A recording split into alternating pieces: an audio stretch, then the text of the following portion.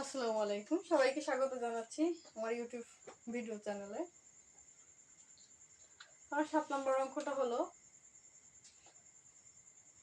বার্ষিক 10% মুনাফা 8,000 টাকার 3 বছরের চক্রবৃদ্ধি মূলধন নির্ণয় করো।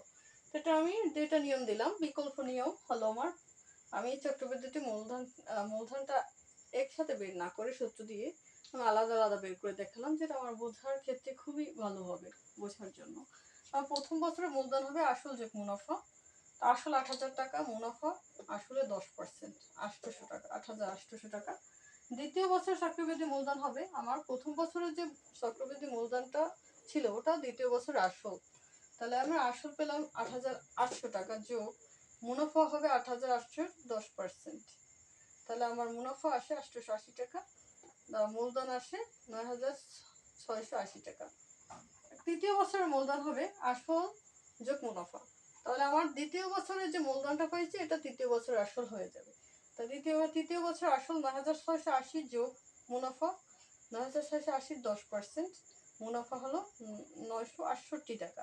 এটার সাথে 9,680 টাকার সাথে 9,968 যোগ করলে 10,648 টাকা। এখন 48 টাকা।